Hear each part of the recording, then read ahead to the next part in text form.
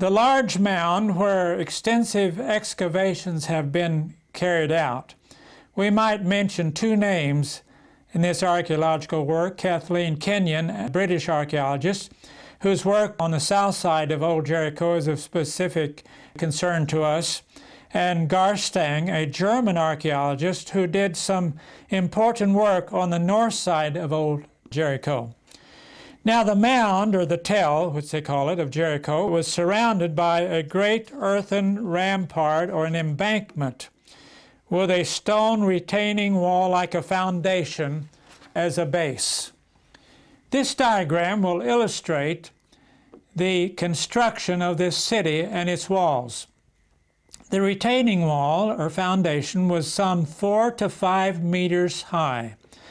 On top of that was a mud brick wall 2 meters thick and about 6 to 8 meters high. At the crest of the earth embankment was a similar mud brick wall whose base was roughly 14 meters above the ground level outside the retaining wall.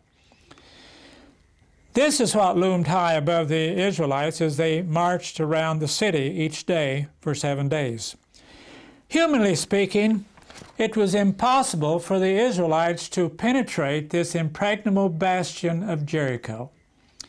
The area between the lower and upper walls was approximately 6 acres, while the total area of the upper city with its fortification was 50% larger, or about 9 acres.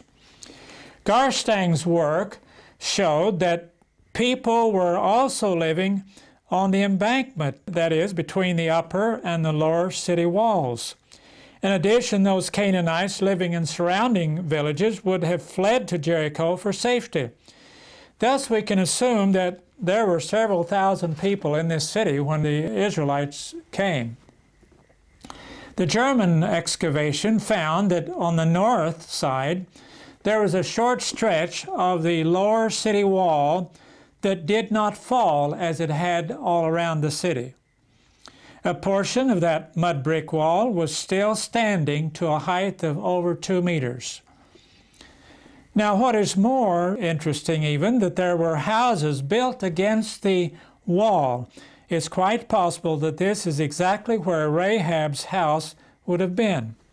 Since the city wall formed the back wall of the houses, according to the scriptures, the spies could have readily escaped from this location on the north side of the city. It was only a short distance to the hills of the Judean wilderness, as you can see.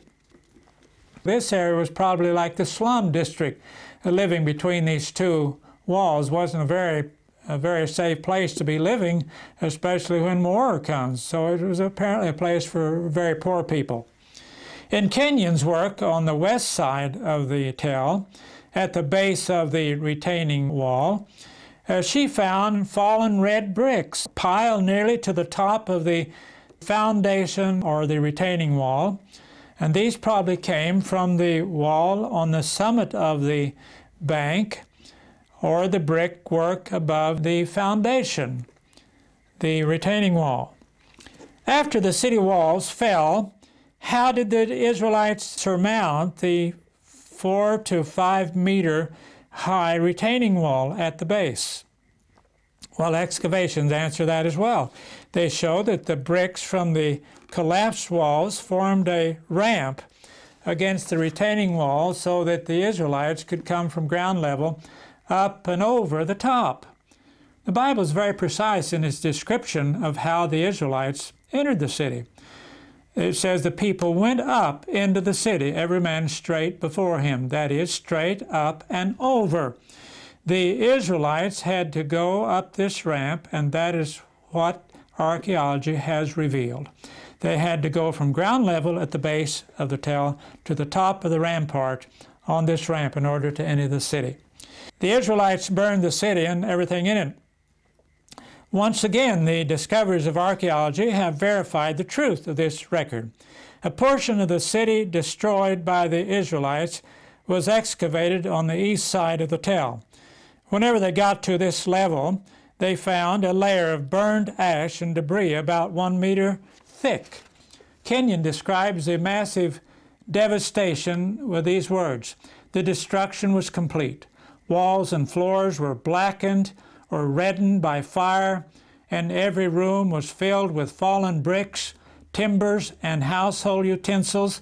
In most rooms, the fallen debris was heavily burnt, but the collapse of the walls of the eastern rooms seems to have taken place before they were affected by the fire." So they've established that the collapse came first, and then the fire came later. Both Garstang and Kenyon found many storage jars full of grain that had been caught in the fire destruction. And this is a unique find for archaeology, because grain was valuable. It wasn't just a source of food, it was a commodity that could be bought and sold. So under normal circumstances, valuable things like grain would be taken and plundered by the conquerors. It wouldn't be left by any means. So why was the grain left at Jericho? The Bible again gives the answer. It said Joshua commanded them not to take anything. And so the grain that was left at Jericho and found by archaeologists in modern times gives graphic testimony to the fact that the Israelites obeyed the Lord in this event about 3,500 years ago.